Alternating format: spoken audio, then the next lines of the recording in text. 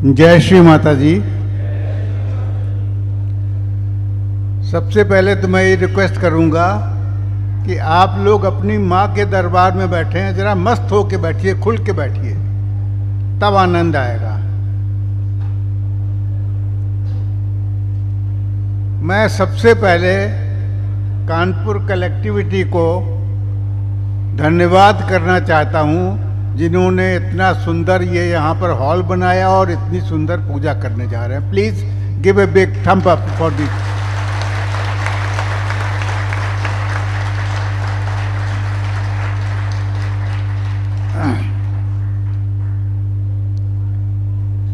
देखिए,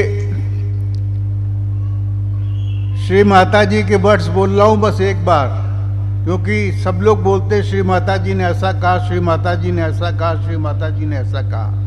मैं सिर्फ एक बात बोलूँगा, बताऊँगा आपको क्या क्या रीज़न इसका है। श्री माता जी ने कहा है, seminar are meant for those persons who want to go deep into Sahaja yoga. सहज योगा में जो गहरे उतरना चाहते हैं उनके लिए सेमिनार होता है।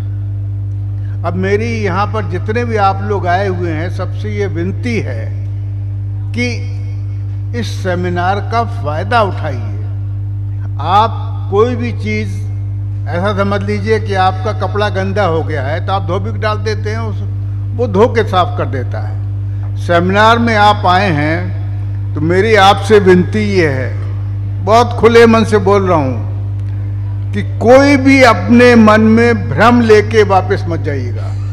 जो कुछ भी हो पूछ लीजिएगा, अगर आपको बिल्कुल खुली छूट है, क्योंकि जब तक मन में कोई प्रश्न रहेगा आप गहरे उतर नहीं सकते, आप ध्यान ही नहीं कर सकते। इसलिए पूर्ण सहयोगी बन के यहाँ से जाइए, आधे अधूरे सहयोगी बन के मत जाइए। आपने जोक सुना होगा, आधे अधूरे सहयोगी, नहीं सुना है? नहीं सुना है? ये सबसे पहला जोक था सहज योग में। एक साहब थे, वो उनका जब कुछ काम बनता तो उन्होंने माँ की फोटो लगा रखी था अपने यहाँ। जब कोई काम पड़ता था उनका तो जाते थे माँ के सामने, महालक्ष्मी, माँ सरस्वती, माँ काली मंत्र लेके बंधन दे के चले जाते थे, उनका काम हो जाता था। तो बड़े खुश थे साहब। और वैसे ना कभी कलेक्टिविटी में जाते थे और ना कभी उन्होंने इस चीज़ की चिंता की कि हम सुबह शाम ध्यान करें। तो एक दिन वो जंगल में जा रहे थे, तो जंगल में वहाँ एक शेर आ गया। तो जब शेर आ गया तो ये घबराए, फिर इन्होंने मंत्र पढ़ना शुरू किया, ओम त्वमेव साक्षात् श्री महालक्ष्मी महासरस्वती महाकाली। सामने से शेर आ रहा था, उसने मंत्र पढ़ना चालू किया, ओम त्वमेव साक्षात् श्री अन्नपूर्णा देवी साक्षात्। तो पॉइंट ये है, ऐसे सहज योगी न बनिएगा। सहज योगी, हमसे फिर किसी ने पूछा कि दोनों में जीता कौन? हमने कहा जिसकी भक्ति ज्यादा था वो जीत गया।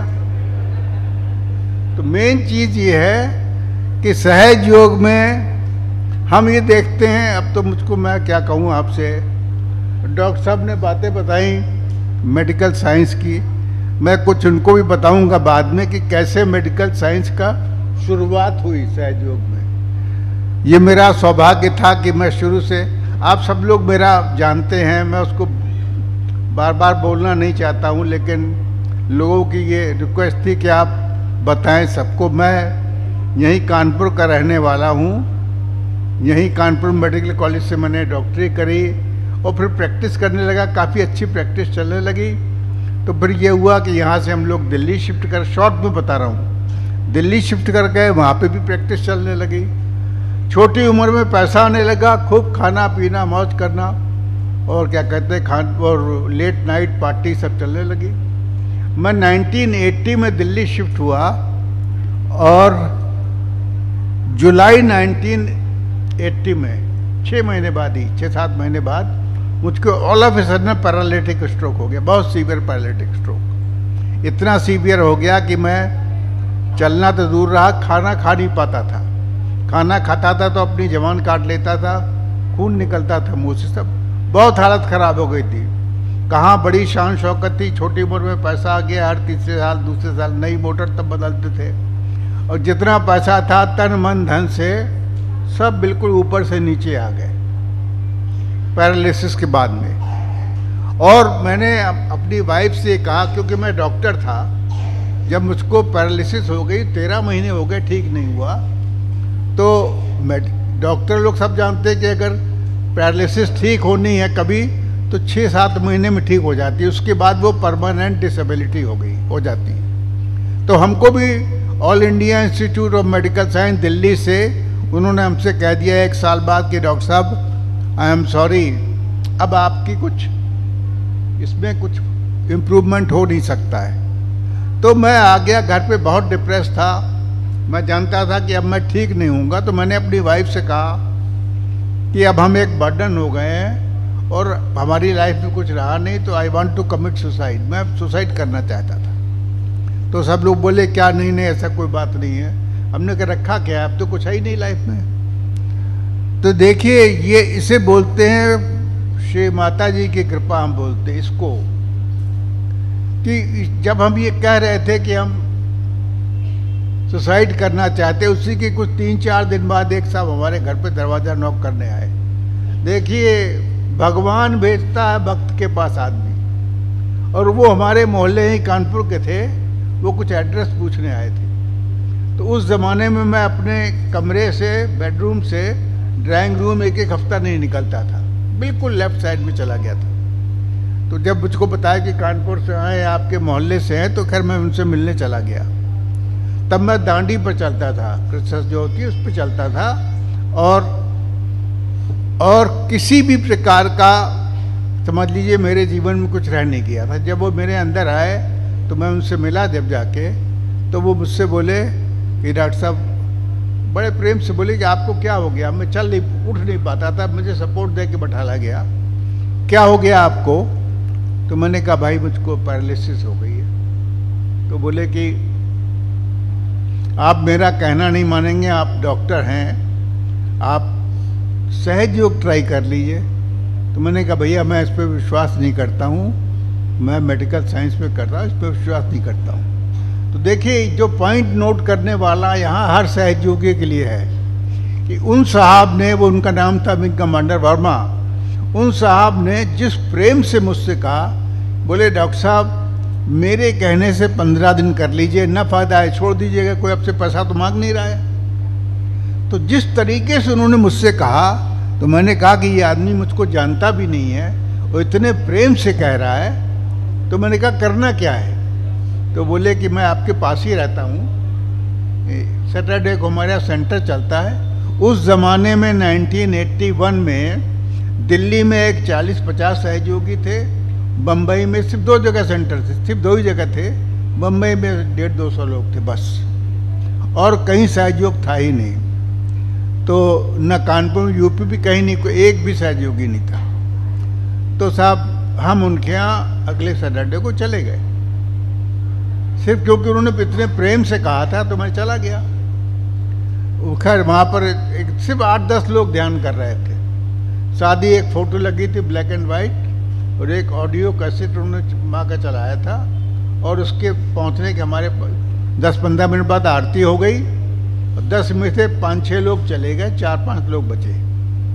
तो उन्होंने मुझको बुला के आगे बैठाला और पीछे से मेरी कुंडली चढ़ाने लगे। अब मेरा दिमाग डॉक्टरी था, मैं बड़ा ईगोइस्टिक था। छोटी उम्र में पैसा आ जाने की यही क्वालिटी होती कि आदमी का दिमाग खराब हो जाता है, और मैं डॉक्टर भी था।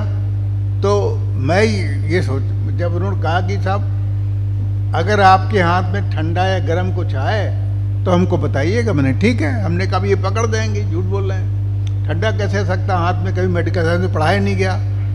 तो साहब उन्होंने पीछे से हमारी कुंडलनी चढ़ाई, 2-3 बार चढ़ाई, और मुझसे पूछा कुछ आया, मैंने कहा नहीं। फिर पूछा कुछ आया, मैंने कहा नहीं।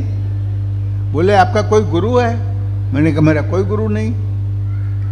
तो बोले आप किसी को तो मानते होंगे। हमने कहा हाँ भाई, हम 10वीं क्लास में पढ़ते थे, तो हमारे दोस्त की फर्स्ट डिवीज़न आ गई थी, तो कानपुर के पनकी मंदिर में प्रसाद चढ़ाने गए थे, हम उनके साथ गए थे। तो वहाँ पर हमने पनकी मंदिर में ये रिक्वेस्ट की थी हनुमान जी से कि अगर मेरी भी फर्स्ट डिवीज़न आ जाएगी तो हम आपको 5 आने का तब आने चलते थे 5 आने का प्रसाद चढ़ाऊंगा।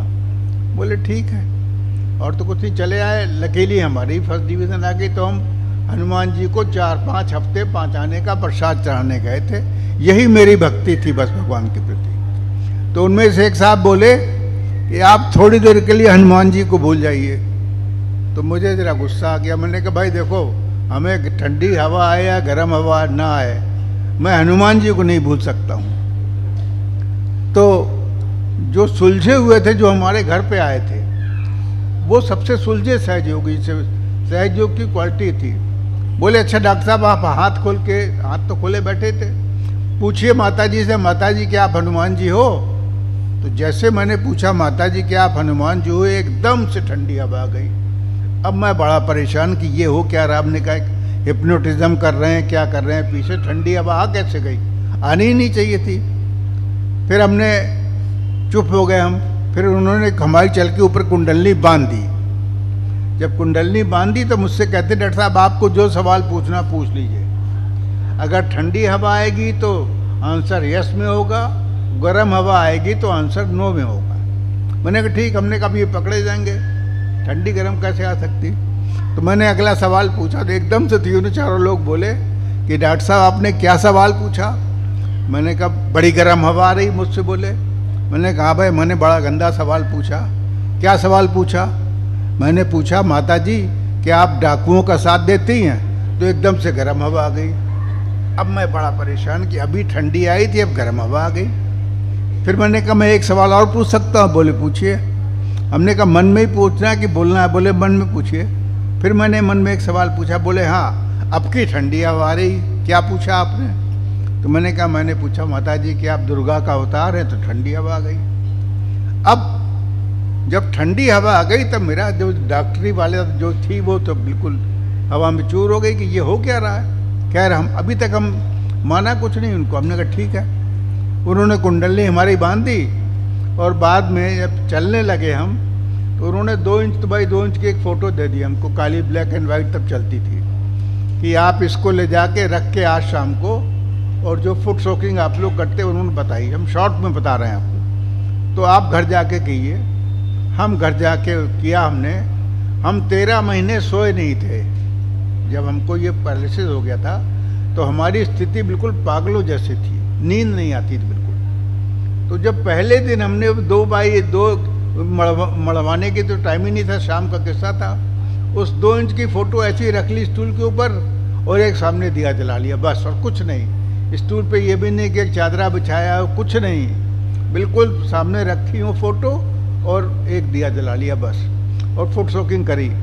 आप लोग विश्वास नहीं करेंगे, 13 महीने से जो आदमी 1 या 1.5 घंटा सोया हो, ये मेडिकल रिकॉर्ड में है, 1-1.5 घंटा जो सोया हो, और वो हम रात को 11 बजे सोए हैं उस दिन फुट सोकिंग करके। 11 बजे सोए, सुबह हमारी वाइफ को कहीं जाना था, नीचे चली गई 8-9 बजे और लौट के करीबन 11 बजे आई हैं। रात को हम 11 बजे सोए थे। 11 बजे जब ये लौट के आई तो इनको ये लगता हमारा राम नाम सत्य हो गया। वो इसलिए कि जिस करवट हम लेटे थे, जिस करवट रात को लेटे थे, उसी करवट में हम 12 घंटे 11 घंटे सोते थे। तो जो आदमी समझ लिए 13 महीने सोया ना हो, पहले दिन सो लिया हो, तो कितनी शांति मिलेगी। तो हम बहुत पीसफुल लगा, हमें बहुत खुशी हुई।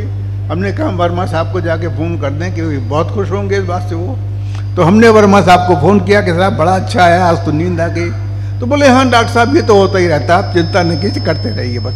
उन्होंने हमको ज़्यादा भाव नहीं दिया, बोले ये सहयोग में तो होता ही रहता है। और हमारी किस्मत ऐसी थी कि एक 15 दिन, सब श्री माता जी लंदन में रहती थी, 15 दिन बाद श्री माता जी दिल्ली आई। हम इतना एक्साइटेड थे। उन दिनों में दिल्ली में ज़्यादा जो पब्लिक प्रोग्राम होता था उसमें 150-200 लोग आते थे। मंदिरों के बगल में जो जगह होती थी वहाँ प्रोग्राम होते थे। तो वहाँ सब प्रोग्राम में 6 बजे प्रोग्राम था, 5 बजे 6 बजे का, और मैं इतना एक्साइटेड था, मैं 5 बजे सबसे फ्रंट वाली सीट पे बैठ गया। जैसे श्री माता जी यहाँ से बोल रही, हम यहाँ बैठे। मदर आई, उन्होंने लेक्चर दिया। लेक्चर देते देते उन्होंने कहा कुंडली उठाओ, तो मेरा ये हाथ उठता ही नहीं था। तो बोले आपको क्या हो गया? मैंने कहा श्री माता जी पैरालिसिस हो गई। बोले अच्छा क्या करते हैं आप? मैंने कहा मैं डॉक्टर हूँ। बोले अच्छा। तो उन्होंने ऐसे बुला के मुझको, जैसे इतनी ऊंचा स्टेज था वहाँ बैठा लिया, अपना लेक्चर देती रही। लेक्चर देने के बाद ख़त्म हुआ, फिर हम तो नीचे बैठे, वो पीछे हमारे कुर्सी पर, और एक पैर उन्होंने मेरी पीठ पे रख दिया। एक 5-7 मिनट रखा होगा बस। फिर मैंने कहा श्री माता जी मैं आपसे एक सवाल पूछ सकता हूँ? तो बोली कि हाँ हाँ पूछिए, क्या सवाल पूछना है? मैंने कहा श्री माता जी मैंने तो आपको देखा नहीं, इन लोगों ने किसी ने मुझको कोई दवा नहीं दी, तो मैं ठीक कैसे हो रहा हूँ? थोड़ा सा मुस्कुराए, फिर बोली कि डॉक्टर साहब इस पर आप रिसर्च कीजिए, डॉक्टर साहब इस पर आप रिसर्च कीजिए। तो मैंने कहा श्री माता जी मैं तो किसी को जानता नहीं हूँ। तो बोले नहीं आप कीजिए, इस पर सब ठीक हो जाएगा। तो हमारे साड़ू भाई डॉक्टर यूसी राय थे, वो हेड ऑफ द डिपार्टमेंट थे फिजियोलॉजी के। मैं उनके पास गया तो उन्होंने कह दिया भैया योग के ऊपर सरकार कोई हेल्प नहीं कर रही, किसी को रिसर्च नहीं पैसा दे रही है, तो ये हम नहीं कर सकते। हमने जाके किस्सा श्री माता जी को बताया। बोले आप चिंता ना कीजिए, लगे रहिए। अब श्री माता जी की आप कार्य प्रणाली देखिए कि 2 दिन बाद डॉक्टर यूसुरा बीमार हो गए और वो जाके हॉस्पिटल में दिल्ली में एडमिट हो गए। जब वो एडमिट हो गए तब हमने जाके श्री माता जी को बताया, तो बोले ठीक है। अब उन दिनों श्री माता जी साथ में 4-5 डॉक्टर आते थे, डॉक्टर वारन थे, डॉक्टर स्पायरो, डॉक्टर रुस्तम, ये सब पुराने डॉक्टर थे, डॉक्टर बगडॉन, ये सब लोग आते थे। तो मदर ने वो उसका वीडियो भी हमारे पूजा का बुला के कहा कि मुझको बुलाया पूजा के बाद में कि क्या हुआ भाई, तुम रिसर्च वर्क का क्या हुआ? तो मैंने कहा श्री माता जी डॉक्टर यूसी रहता आ नहीं रहे। क्यों नहीं आ रहे हैं? तो मैंने कहा श्री माता जी जो एडमिट हैं। तो उन्होंने फ़ौरन ही कहा अच्छा आप 3-4 डॉक्टर जाइए, उनको कल वाइब्रेशन दीजिए। बड़ा कैजुअली कहा जाइए वाइब्रेशन दीजिए। तब मैं उतना नया था, बिल्कुल हमको उतना आइडिया नहीं था। तो 4-5 डॉक्टर हम लोग गए, अगले दिन उनको वाइब्रेशन दिया, वो उसके अगले ही दिन छूट गए, हॉस्पिटल से डिस्चार्ज हो गए, ठीक हो गए। फिर मैंने कहा चलिए, आप हमारे सगे साड़ू भाई थे, चलिए माता जी को मिलिए। माता जी को मिली, वहाँ से फिर सहज योग का मेडिकल रिसर्च चालू हुआ। और रिसर्च क्या चालू हुआ कि डॉक्टर साहब के अंडर में उन्होंने एक लीडर थी लेडी डॉक्टर, उसको कहा कि आप रिसर्च कीजिए। तो वो लेडी जो थी हमारा किसी और गुरु को मानती थी। तो हम लोग 5-6 लोग जाते थे सहज योग में कि ब्लड प्रेशर चेक कराएं, बॉडी टेम्परेचर चेक कराएं, जो रिसर्च सारी हुई थी। तो वो टालती रही। तो एक दिन फिर मेरे को जरा सा अच्छा नहीं लगा, तो मैंने उससे कहा कि भैया अच्छा आप हमारा कीजिए चेक। तो उसने मेरा बीपी लिया। देखिए ब्लड प्रेशर आप बढ़ा तो सकते हैं, जैसे आप बैठे हैं, हम आपको कोई ऐसी खबर सुना दें आपका बीपी बढ़ तो सकता है, कम नहीं कर सकते, वो ऑटोनोमस नर्वस सिस्टम से होता है। तो मैंने कहा आप लीजिए चेक कीजिए। उसने बीपी लिया, फिर हमने ध्यान किया। उस दिन मेरा बीपी जब उसने दोबारा लिया तो कम हुआ। जैसे ही कम हुआ तब उसने इंटरेस्ट लेना शुरू हुआ, और 2 डॉक्टरों को सबसे पहले MD डिग्री मिली सहज योग के ऊपर। वहाँ से साइंटिफिक वर्क चालू हुआ। उसके बाद श्री माता जी ने हम लोग 10-12 डॉक्टर की टीम, फिर उसके बाद जब ये रिसर्च हो गई तो उसके बाद श्री माता जी ने हम लोगों को, सब डॉक्टरों को पूरी दुनिया में घुमाया, जाके आप मेडिकल कॉलेजेस में, हॉस्पिटल्स में जाके सहज योग का प्रचार प्रसार कीजिए कि योग साइंटिफिकली कैसे हम प्रूव कर सकते हैं। अब इसके बाद की जो कहानी है वो ये है कि वर्ल्ड योगा कॉन्फ्रेंस हुई 89 में। 87 में श्री माता जी के साथ मैं गया। वो भी किस्सा ऐसा था कि वो ऐसे ही बैठे थे और श्री माता जी बोली बेटा अब तो कल हम एक्चुअली श्री माता जी के जिसे बोलते हैं असिस्टेंट नहीं बोलते हैं उसको, वो जो जैसे प्राइम मिनिस्टर का PN होता है ना, अटेंडेंट। मुझसे ये कहा गया था कि आप श्री माता जी के साथ 24 घंटे रहिए। मेरे पास एक अच्छी कार थी, तो जहाँ श्री माता जी जाएँ आप उनके साथ वहाँ जाइए, मदर का चिंता कीजिए, मदर को टेक केयर। सहयोगी थे ही नहीं, किसी 2-3 लोग पास गाड़ियाँ थी, वो लोग सरकारी नौकर थे। तो हम सुबह से लेकर रात तक श्री माता के साथ रहते थे। उन्होंने कभी भी सहयोग के बारे में बात नहीं की।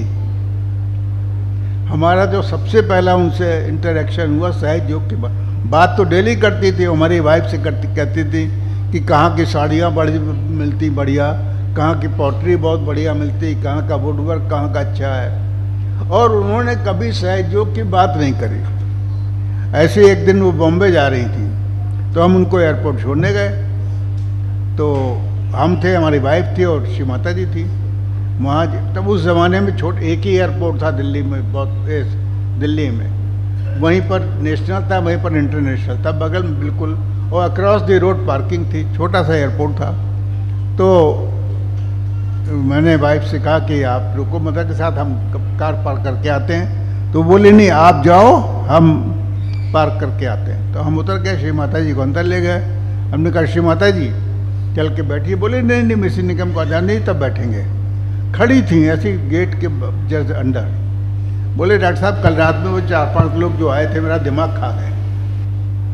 तो मैंने कहा क्या हो गया? बोले उनकी सुषुम्ना ही नहीं चढ़ रही थी। अब ये तो मैं जानता नहीं था। तो मैंने कहा श्री माता जी सुषुम्ना कैसे चढ़ती? बोले आपको नहीं मालूम? हमने कहा नहीं। तो मेरा हाथ पकड़ा, उन्होंने लिया यूँ, एयरपोर्ट पे खड़े, और बीच में यूँ दबा दिया। जरा देर दबाया। अरे हमने कहा श्री माता जी ये तो बहुत ठंडी ठंडी, जैसे बैरोमीटर बीपी इंस्ट्रूमेंट का जो पारा चढ़ता ना, बिल्कुल ठंडी ठंडी चल रही। बोले यही सुषुम्ना है। ये पहला उनका हमारा एक्सपीरियंस था। इस तरीके से उन्होंने, उनके साथ बहुत सारे एक्सपीरियंस तो इतने हैं कि मुझसे कह दिए मैं रात भर बैठ के बोल सकता हूँ। लेकिन मैं जो कहना चाहता हूँ आप लोगों से, वो ये कहना चाहता हूँ कि हम अभी एक सवाल पूछेंगे आपसे कि आप लोग क्या श्री माता जी पे विश्वास करते हैं? ठीक। क्या आप लोग श्री माता जी को जानते हैं?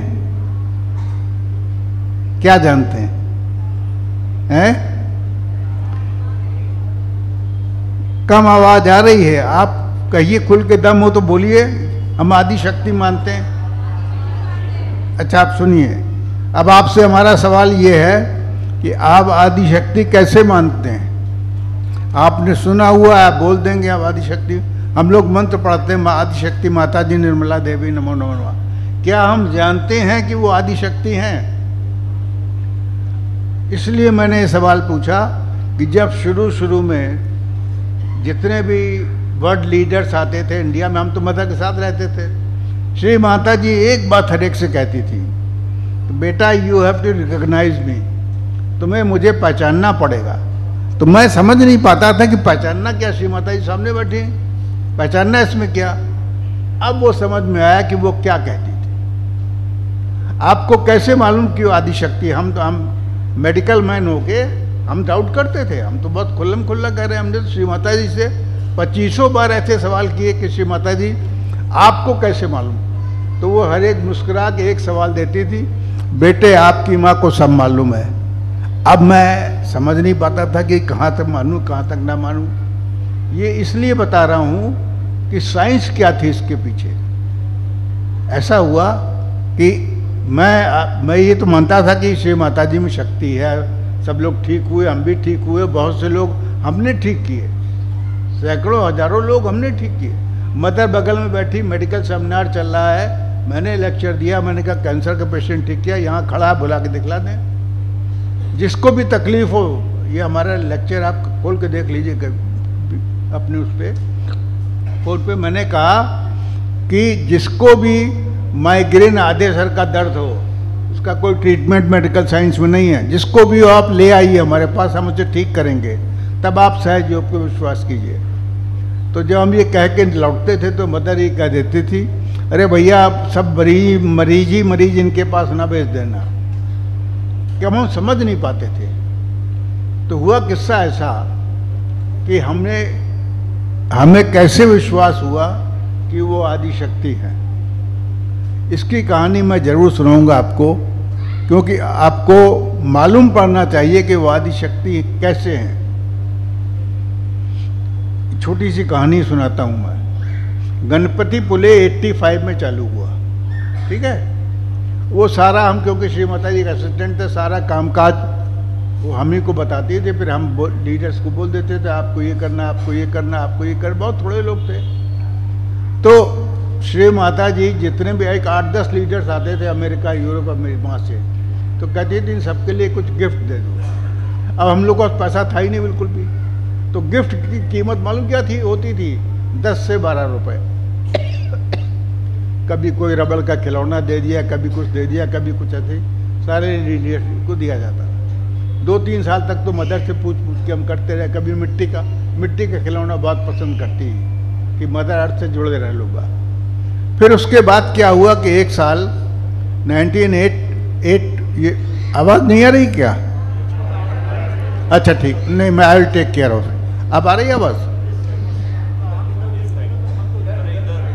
इधर करो बस, ठीक है ठीक है। जब आवाज़ ना आए प्लीज़ हाथ उठा दीजिएगा, मैं देख लूँगा। मैं इधर घुमाया मुंह तो आवाज़ हो सकता न गई हो। तो 1988 की बात है। मैंने श्री माता जी से कहा कि श्री माता जी सब लोग आ रहे हैं। वहाँ पर 1988 के जब तक श्री माता जी जीवित रहीं शरीर के रूप में, कोई भी कार्य बगैर उनसे पूछे नहीं किया जाता था। चाहे कि 5 रुपए का भी सामान हो, उनसे पूछ के ही किया जाता था। ये रूल था, बगैर उनसे पूछे कुछ नहीं करते थे हम लोग। तो उनसे पूछा श्री माता जी ये लीडर्स आ रहे हैं, इनके लिए क्या गिफ्ट लाएं? तो बोले कि अब मुझसे मत पूछिए, अब आप लोग बड़े हो गए, अपनी मर्जी से लाइए। हम खड़े दरवाजे पर, श्री माता जी प्लीज़ बता दिए।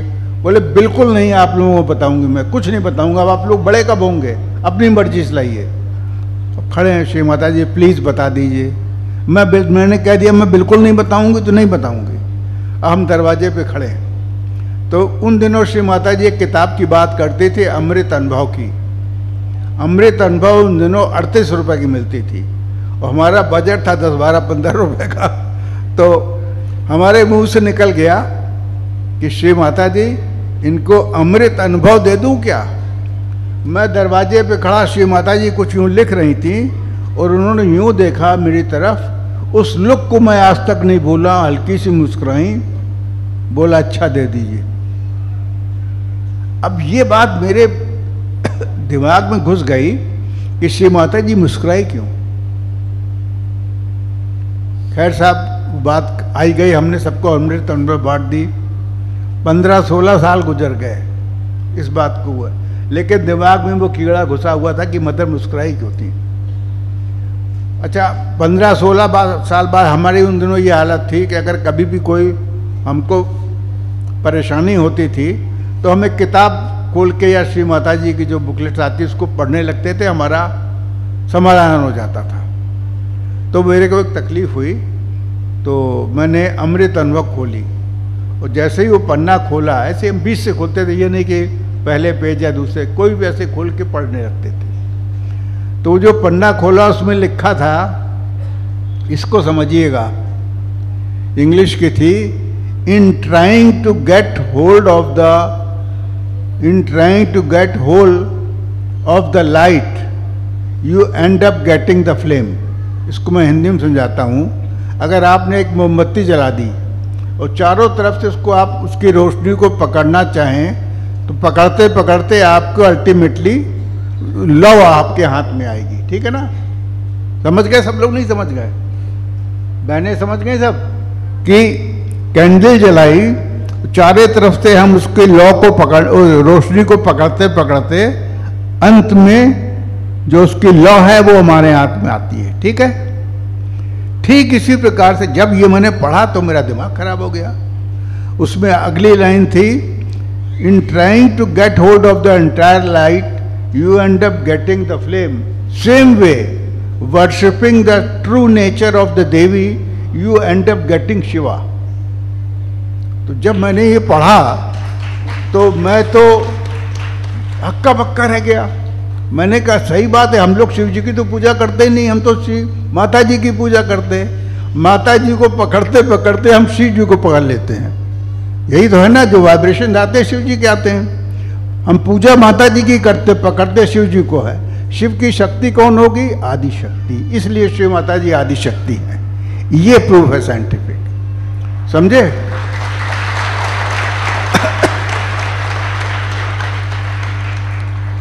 इसलिए मैंने बताया किस्सा कि बहुत से लोग आजकल बहुत सब फैल रहा है इधर उधर, कोई अपने तरीके बता रहा है, कोई अपने तरीके बता रहा है। हमने बहुत सारे किस्से सुने हैं कि आदि शक्ति के सामने कौन टिकेगा।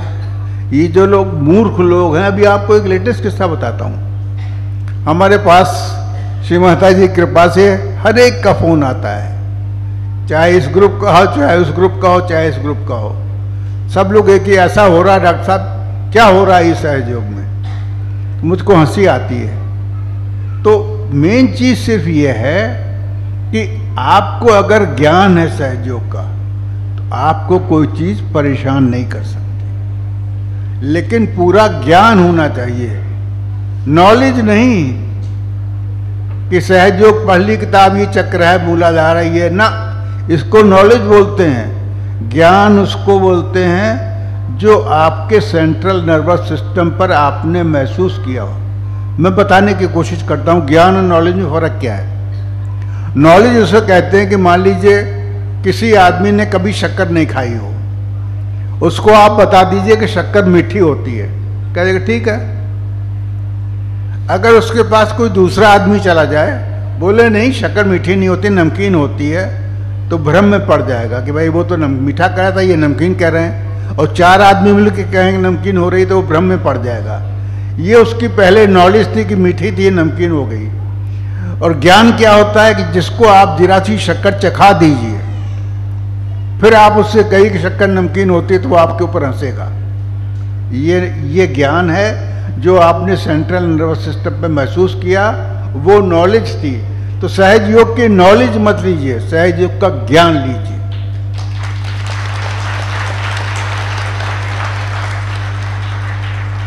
अब जो मैं बोलने जा रहा हूं उसको बड़े गौर से सुनिएगा। मेरी बात को कोई भी प्लीज गलत वे में ना ले, मैं उनकी भलाई के लिए बात कर रहा हूं। और जो उन्होंने कहा है सब सही कहा है। जो वो हर आदमी ये कहता है माँ ने ऐसा कहा, माँ ने ऐसा कहा, मदर ने ऐसा कहा, सब इन्होंने सब ही बताया, प्रोटोकॉल में ये बताया है कि ऐसा होना चाहिए, ऐसा होना चाहिए। तो उन्होंने सब सही बताया, लेकिन उसके बाद में आप लोगों ने रियलाइज नहीं किया कि मदर ने क्या कहा। Don't say that mother said so, से व्हाट यू हैव टू से। ये उनके कई लेक्चर्स में बाद में आने लगा। ये मत कहिए किसी की माता जी ने ऐसा कहा, आपको जो कहना वो कहिए। ये हम लोग भी सुनते, हम भी शुरू में हर एक चीज कहते हैं मदर ने ये कहा, मदर ने ये कहा। अभी 42 साल के बाद सहयोग में, 42 साल से हूँ मैं सहयोग में, एक 2-3-4 महीने पहले वही मैं पढ़ रहा था कि उसमें कि mother said don't say that mother said so. ये क्या रीजन है? और एकदम से जैसे सोच ही रहा था रात को, और सवेरे जब ध्यान करने बैठा तो एकदम से दिमाग में आया। ये बिल्कुल सही बात है कि अभी तक जो हम कहते आए हैं, सब लोग कहते हैं आपसे कि माँ ने ये कहा, माँ ने ये कहा, माँ ने ये कहा। सही, माँ ने कहा, इसमें कोई डाउट नहीं है, each and every word is right. लेकिन उन्होंने ये भी कहा है कि आप वही बोलिए जो आपने अपने सेंट्रल नर्वस सिस्टम पर महसूस किया हो, वरना आप मत बोलिए। अब आप सुनिए इसका मतलब क्या है। इसका मतलब यह है कि जब तक आपने उसको महसूस नहीं किया है, आपने सुनी सुनाई बात करी है। और बहुत से लोग हमसे कहते हैं कि डॉक्टर साहब यहाँ पर ये गड़बड़ी चल रही, यहाँ पर ये गड़बड़ी चल रही, वहाँ पर ये गड़बड़ी चल रही, इस तरीके से सहयोग खत्म हो जाएगा। तो हमने उनसे कहा सहयोग को कोई खत्म कर ही नहीं सकता है, उसका कोई नहीं कर सकता। उसका रीजन क्या है? उसका रीजन सिर्फ एक है कि अगर हमारे पास सहयोग खत्म उस दिन तो हो सकता है जब कोई भी फोटो हमारे पास श्री माता जी के ना हो और कोई भी बताने वाला ना हो। अरे कितनों को तुम मारोगे? 10-20 लोग तो 50 लोग तो हैं ही हैं जो इसको उपटाएंगे। जब जीसस क्राइस्ट के सिर्फ 12 फॉलोअर थे, श्री माता जी के तो हजारों में तो हैं ही कम से कम। ठीक है, बहुत बहुत गहरे नहीं है, लेकिन सैकड़ों में बहुत गहरे सहयोगी भी हैं। तो सहज योग को कोई नुकसान नहीं कर सकता है, और जो गलती कर रहा है उसका अपना नुकसान होगा। और भी मैं आपको एक बात बताऊं कि हम लोग किसी किसी की बात पे बहुत गुस्सा हो जाते हैं। हम तो कहते हैं आप मुझे गाली दो, खूब गाली दो, जितनी मर्जी हो, जो जैसी गाली देना चाहो दो, हमें हंसी आएगी, हम हंसते रहेंगे। आप पूछेंगे आप क्यों हंसेंगे? हम कहेंगे देखो ये मुझे गाली दे रहा है, अपनी विशुद्धि खराब कर रहा है। हमारा शरीर तो मिट्टी का बना है, अपनी विशुद्धि खराब कर रहा है, इसलिए आपको बुरा नहीं लगेगा। लेकिन पहले आपको ज्ञान होना चाहिए, ठीक है? बहुत से लोगों के क्वेश्चन थे, जो पूछना चाहें पूछ ले, वरना मुझसे और भी जो कुछ आपने, यहाँ से खाली मन से मत जाइएगा, खूब लगा के ध्यान कीजिए। एक किस्सा मैं आपको और सुना देता हूँ। जो प्रोटोकॉल्स की बात की जाती है हमारी जगह देखते हैं, श्री माता जी ने कहा है, सब कुछ कहा है कि आप ऐसा कीजिए वैसा कीजिए, सब कपड़े पहनिए, साफ कपड़े पहनिए, नहा धो के पूजा में आइए। उसका एक किस्सा सुना देता हूँ आपको। हम लोग रशिया में थे, तो रशिया में सबसे पहला उनका वहाँ पर हुआ वर्ल्ड योगा कॉन्फ्रेंस, ये 1989 की बात। तो पूरे वर्ल्ड से श्री माता जी ने 10 डॉक्टर्स भेजे थे। 2 हम लोग इंडिया से गए थे, वहाँ से डॉक्टर बगडोन, डॉक्टर अमजद जी, 10 लोग डॉक्टर थे, रुस्तम सब वगैरह लोग थे। तो हम लोग वहाँ पर चले गए 8-10 दिन पहले। तो वहाँ का जो ऑर्गेनाइज, ये ऑफिशियल था, गवर्नमेंट ऑफ रशिया का ऑफिशियल था, ऑफिशियली इन्होंने बुलाया था। तो उन डॉक्टर वहाँ पे वो थे डॉक्टर इलीन, जो कि ऑर्गेनाइज कर रहे थे। तो उनका एक दिन पहले फ़ोन आया कि डॉक्टर साहब आप लोग आके देख लीजिए, हम कल से सेमिनार शुरू हो रहा है, आपको किसी चीज़ की ज़रूरत है तो मैं इसको यहाँ पर इंतजाम करवा दूँगा। मैंने ठीक है।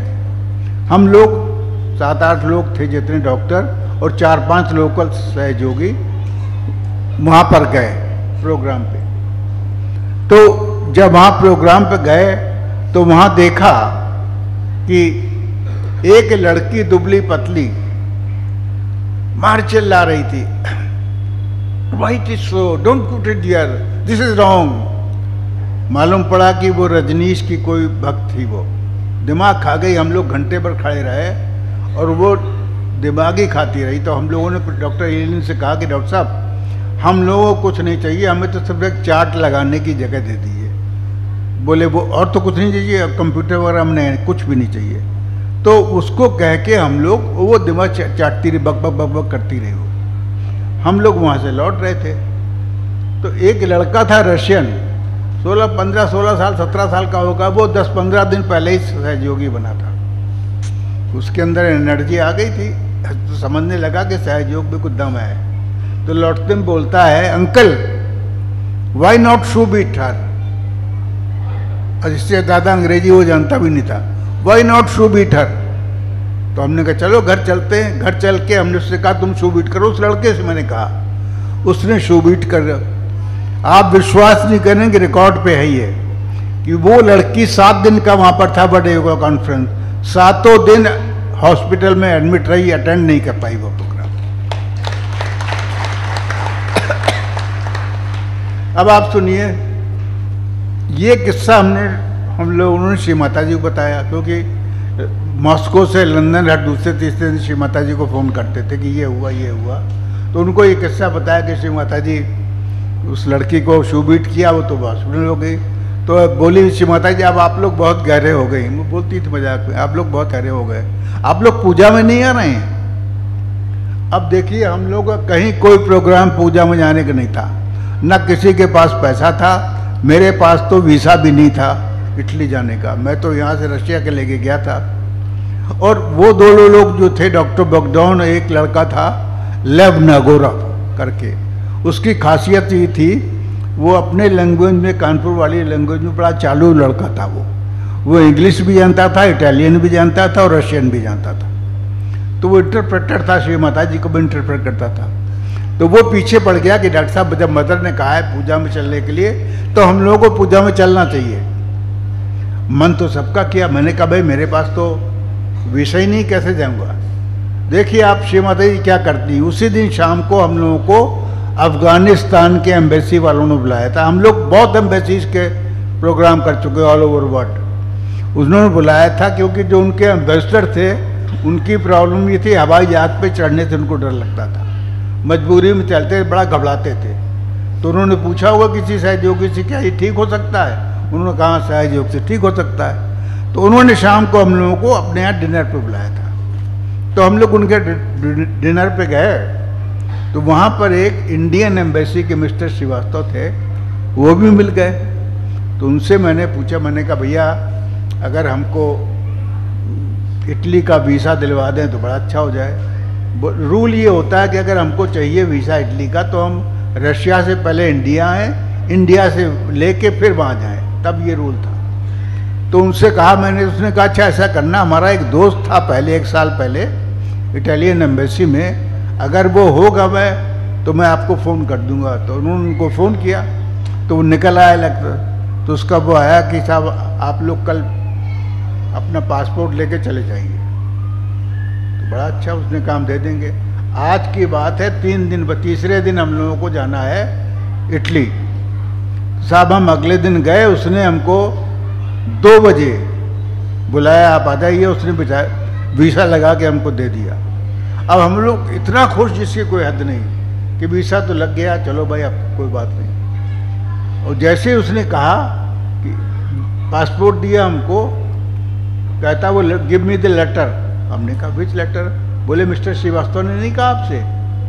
मैंने कहा नहीं। उसने मेरे यहाँ से पासपोर्ट लिया, फटाक से लगा दिया एनाल्टो कैंसल्ड। मिला मिलाया वीज़ा, उसने हमारे पास पासपोर्ट रखा हुआ एनाल्टो। अब बताइए काटो तो खून नहीं, कल हमको जाना है। बड़े परेशान साहब वहाँ से लौट के आए, उनको श्रीवास्तव साहब को फिर फ़ोन किया तो उन्होंने कहा हाँ भाई मैंने कहा था तो मैं लेटर दे दूँगा, मैं भूल गया। तो आप ऐसा कीजिए कल सुबह आइए, वो उसी दिन फ्लाइट हमारी, कल सुबह आइए, मैं उसको बोल दूँगा आपको 2 बजे तक वीज़ा मिल जाएगा। हम उसके पास गए, सुबह उसने लेटर दे दिया, उसने हमको 2 बजे वीज़ा दे दिया।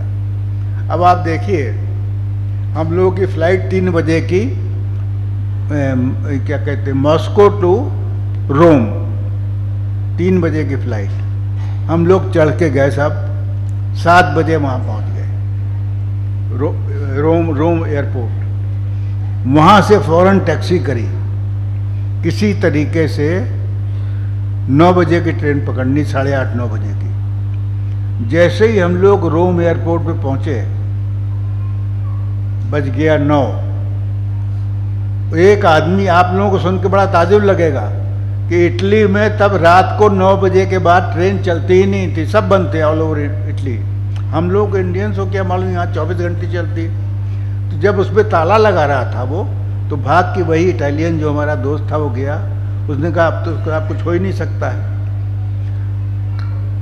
बताइए कि हम लोग रशिया से इटली पहुँच गए, सवेरे पूजा 11 बजे की, और ये कह रहा कि वो ट्रेन नहीं मिलेगी।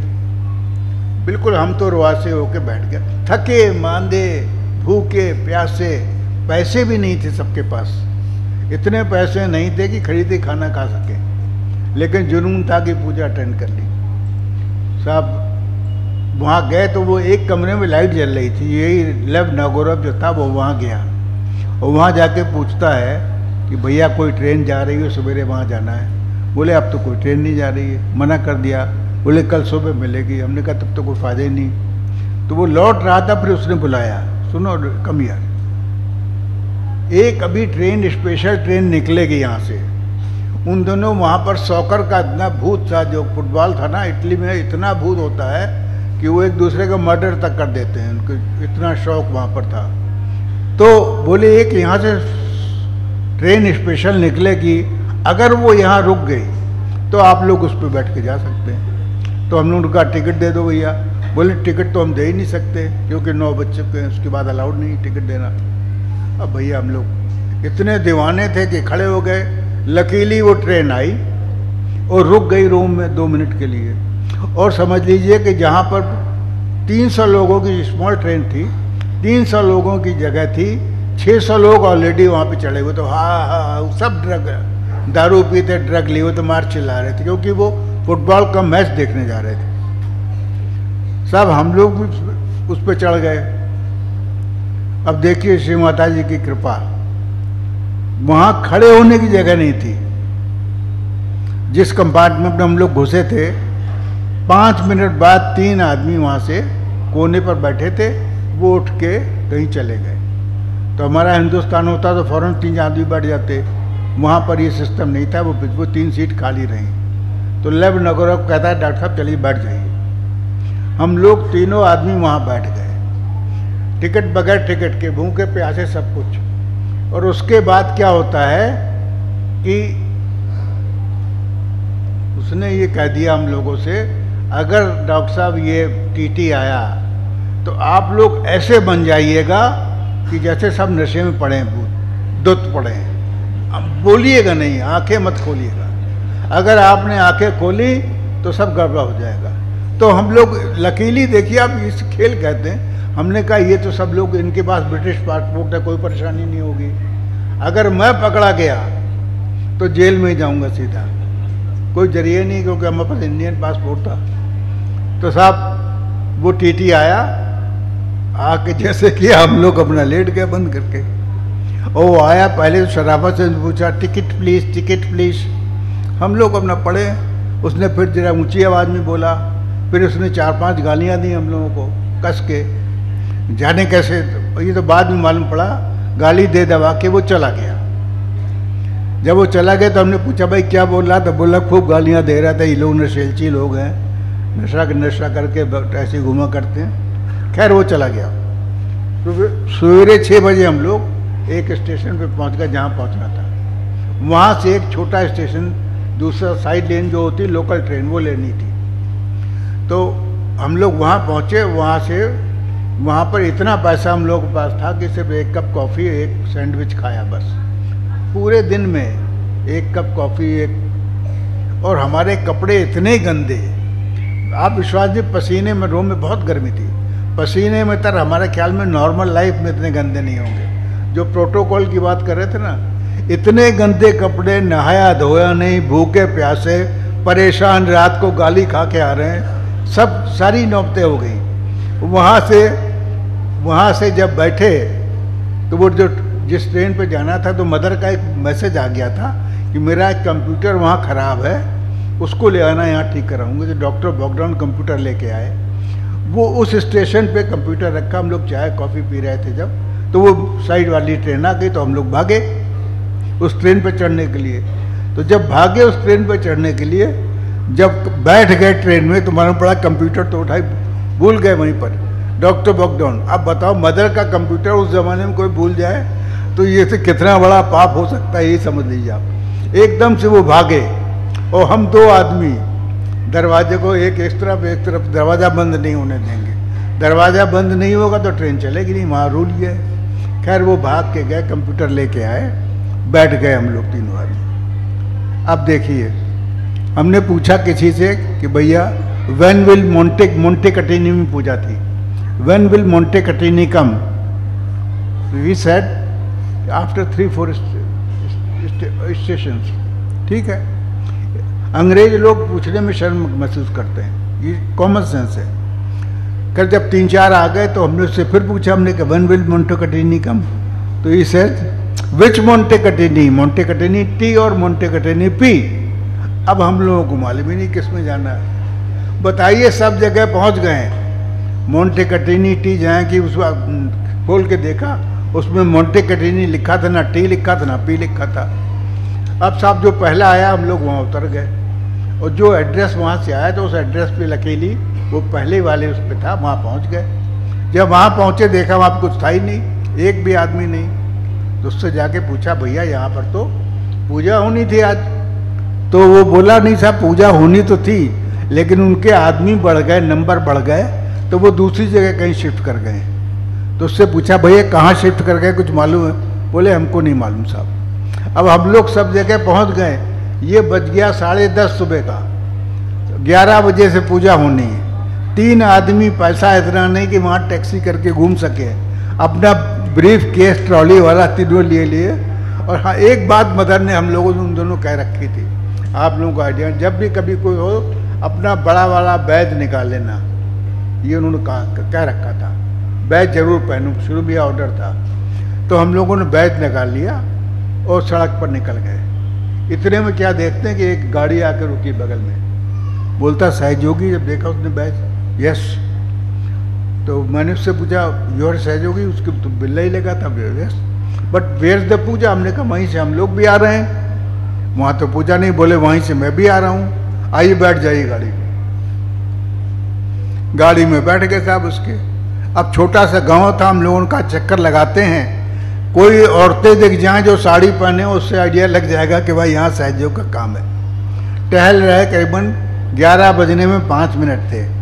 देखा कि 2 लेडीज साड़ी पहने जा रही, उनके बगल में पहुंचे, उनसे पूछा सहयोगी, बोले हाँ। वेयर इज द पूजा, पूजा कहाँ पर है? बोले ये रही 200 यार्ड्स।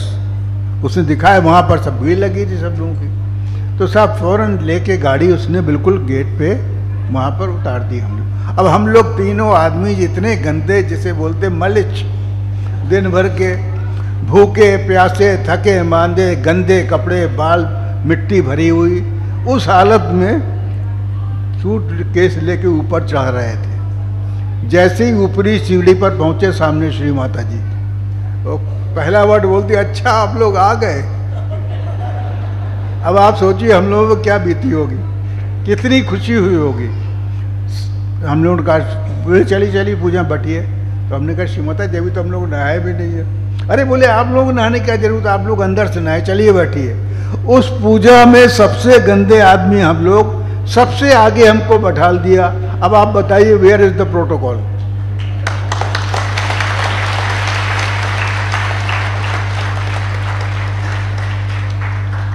सहज योग का प्रोटोकॉल सिर्फ एक, कई किस्से हमने सुने। मदर ने पीछे एक आदमी खड़ा था, उसको बुला लिया। अभी पीछे डॉक्टर मजारी था, उन्होंने बताया, आज भी इन्होंने बताया ऐसा कीजिए ऐसा कीजिए।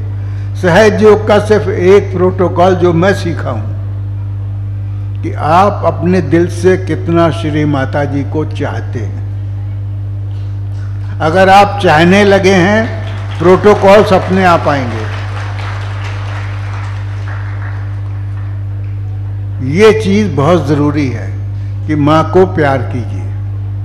हाँ भाई, हमसे कहा गया, बहुत से लोगों ने कुछ क्वेश्चंस वगैरह हमारे हों। हाँ बोलिए।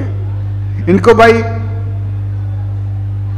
एक माइक दे दीजिए क्वेश्चन पूछने के लिए, जिसका भी जो पूछना हो खुले दिल से पूछिए, कोई शर्माने की बात नहीं है।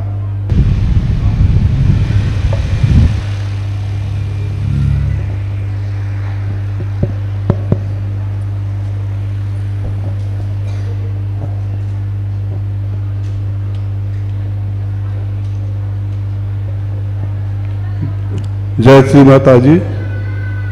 मैं चंदौली से आया हूँ। हमारा नाम है चंद द्विवेदी है और मैं अभी 1 महीने भी नहीं हुआ है। हम यही सोचे कि मेरा माँ को कैसे माने, माँ हमको कोई चमत्कार दिखाएं। मैंने जाम था, सब लोग निकल गए, हम आगे आ गए और एक ट्रक वाला आया और पीछे से, मतलब वो देखा नहीं, उसको कहा कि उसको देते रहे हाथ, लेके दाब दिया मुझे और मोटरसाइकिल, और हमको दाबा और हम चिल्लाते रह गए, कोई बचाया नहीं, वहाँ कोई सुना नहीं मेरा। तब वही उसको ड्राइवर के खींचे कि तुम्हें देखा नहीं, तो हमको कुछ नहीं दिखाई दिया कि आप कब गए कब नहीं गए, और उसको एक आध झपड़ मार दिए हम। उसके बाद मेरा हालत खराब हो गया था कि कैसे हम बचे। हम अभी 10 दिन पहले ही पूछे थे कि हम चमत्कार देखेंगे कोई। नहीं पॉइंट जी, आपका क्वेश्चन क्या है? मतलब ये तो आप अपना किस्सा बता रहे हैं। हाँ, ऐसे किस्से जितने से यहाँ बैठे ना, सबके पास होंगे।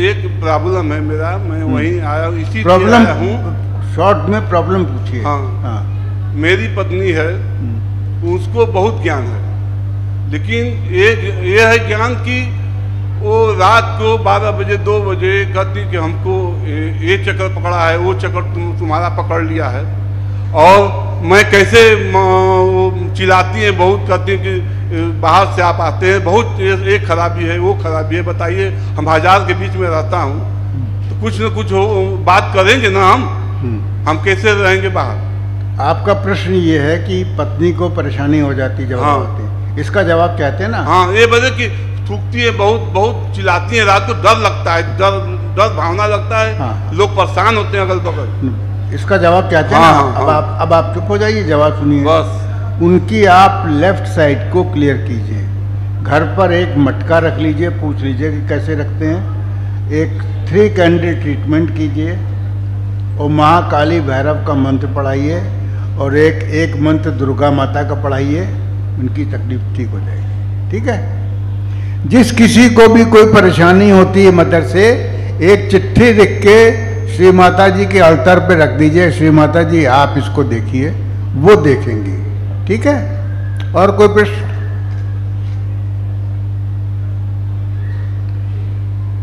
अब हमारे पास तो ऐसे प्रश्न आते हैं। एक साहब ने हमसे ये पूछा, एक साहब ने क्या, बहुत चल रहा है ये आजकल, कि श्री माता जी की फोटो लगाने की कोई जरूरत ही नहीं है। सुना आपने? नहीं सुना? ये अमेरिका में शुरू हुआ, अब इंडिया में चालू हो गया। तो मैंने उनसे कहा, मैंने कहा ये बताओ हमको, अगर आप श्री माता जी की फोटो, बाकायदे उनके बहुत फॉलोअर्स हो गए हैं, कि अगर आप फोटो नहीं लगाओगे तो उनको समझाओगे क्या? आपने, उन्होंने कहा कि, उन्होंने ये कहा कि क्या कहते हैं, हम उनको कुंडलनी सर पे रखेंगे, जब कुंडलनी सर पे रखेंगे तो कुंडलनी चढ़ेगी, उनको अच्छा लगेगा। मैंने कहा ठीक, उसके बाद क्या करोगे? उसके बाद उन्होंने कहा, हमने कहा कि उससे क्या कहोगे, ध्यान काहे पे करो? तो वो बोलते हम कहेंगे दीवार पे करो। हमने कहा दीवार पे करने से क्या कुंडलनी चढ़ पाएगी किसी की? माँ की तो फोटो, बगैर माँ की फोटो के आप किसी को रिलाइजेशन नहीं दे सकते। लिख लीजिए इसको, ट्राई करके देख लीजिए। ठीक है जी?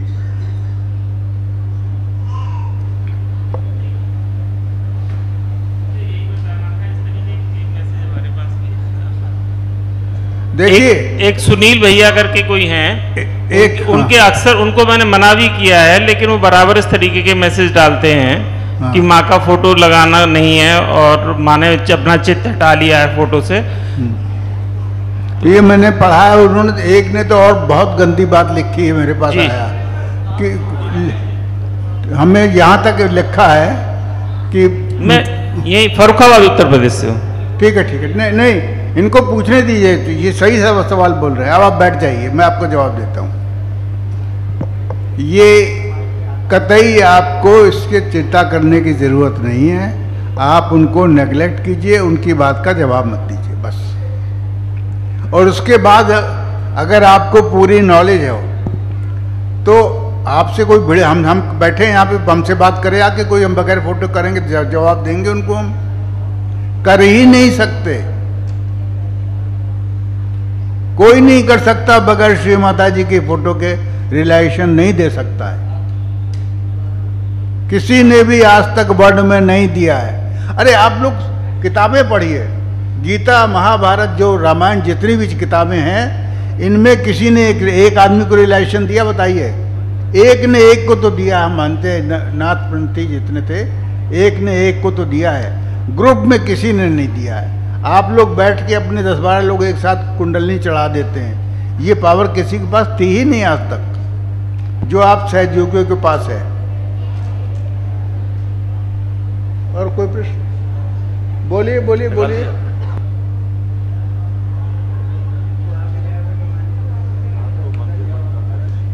हाँ अच्छा, हाँ एक सवाल मुझसे किसी और ने पूछा था कि साहब रात को टाइम पे मंदिर बंद कर देते हैं, और किसी ने कहा कि साहब क्यों मंदिर बंद कर देते हैं? बोले रात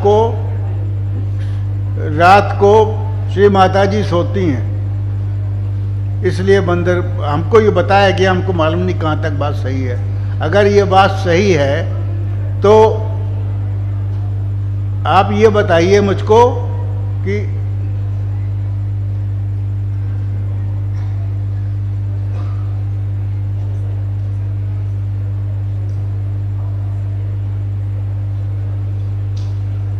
तो मैं जो खास बात है उसको 5 मिनट में बच्चे लोग तैयार हो गए हैं, बहुत जल्दी से ख़त्म करेंगे प्रोग्राम। जो खासकर आजकल प्रॉब्लम्स जो चल रही हैं, छोटी छोटी बातें तो बहुत हमसे बच्चे, आनंदिता ने कहा था साहब ये बताइएगा वो बताइएगा, समय की कमी है, बताने को तो मैं रात भर बैठ सकता हूँ यहाँ पर। वो पॉइंट नहीं, पॉइंट सारा ये है कि सहज योग को किसी प्रकार से कोई नुकसान न करे, ये हमारा प्रयास है। इसलिए हम लोगों को ये ख्याल करना चाहिए।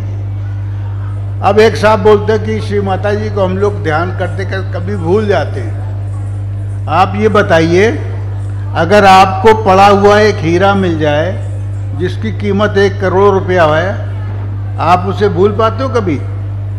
रात को सोओगे तो भी जेब में रख के सोओगे, आप उसे भूल नहीं पाओगे। हकीकत है कि नहीं? गलत तो नहीं बोल रहा हूँ। लेकिन भगवान को आप भूल जाते हो। आपकी हालत क्या है? वो एक कहानी जो हम सुनाते हैं कि एक गाय के सामने आप हरा चारा रख दो और 4 सोने के गिन्नियाँ रख दो, तो वो हरा चारा खाएगा, गिन्नियाँ नहीं खाएगी। और एक आदमी के सामने 4 गिन्नियाँ रख दो, भगवान रख दो, तो वो गिन्नियाँ उठाएगा, भगवान को नहीं मानेगा। इसलिए अपने ज्ञान को गहरा करने के लिए डेली अपना आप ध्यान करें। और सबसे ज़्यादा ज़रूरी चीज़ है डिटैचमेंट आना चाहिए। मदर 2 वर्ड यूज़ करती थी। एक बार वर्ल्ड उसकी पूजा चल रही थी, वर्ल्ड लीडर्स की, तो सब लोग खड़े हो गए, ये रोम की बात है, मैं भी वहाँ था, कि श्री माता जी प्लीज़ बताइए कि क्या कैसे दीप बने। तो उन्होंने कहा बन जाओगे बेटा, बहुत टाल जाती थी बात को। बोले नहीं श्री माता जी आज बताई दीजिए। तो एकदम से वो खड़ी हो गई। उन्होंने 2 वर्ड बोले, फॉरगिवनेस एंड डिटैचमेंट। जो ये कर लेगा वो गहरा हो जाएगा। ठीक है। और बहुत से लोग आजकल हम देखते हैं कि ये गलत तरीके से पोस्ट करते हैं। इन सबको नेगलेक्ट कीजिए, इनको कोई भाव मत दीजिए। ये तो लिखेंगे नेगेटिव फोर्स हैं, बकने दीजिए इनको, कोई चिंता की बात नहीं है कि नहीं। अब आखिर में सिर्फ एक बात बोलता हूँ कि एक आदमी ने, एक संत था, सहयोगी था, आप कुछ कह लीजिए, हम में से कोई एक था, उसने भगवान से प्रार्थना की कि भगवान हमें कोई ऐसी चीज़ बता दीजिए जिससे हम आपको खुश कर सकें। क्या चीज़ हम आपको अर्पित करें? ये सुनने वाली बात है। मैं क्या करूं जिससे आप खुश हो जाएं? तो भगवान ने मालूम क्या जवाब दिया? भगवान ने कहा कि बेटा इस धरती पर जितनी भी चीज़ें हैं सब मैंने बनाई, ये सब मेरी हैं, तो तुम मुझे क्या दे सकते हो? उन्होंने कहा तुम एक चीज़ मुझको दे सकते हो। बोले वो क्या? बोले बस जो तुम्हारे अंदर का अहंकार है वो तुम्हारा है, बाकी सब चीज़ें मेरी है। अगर अपना अहंकार हमको दे सको तो सबसे बड़ा पुण्य होगा। बस यही करना है। जय श्री माता जी।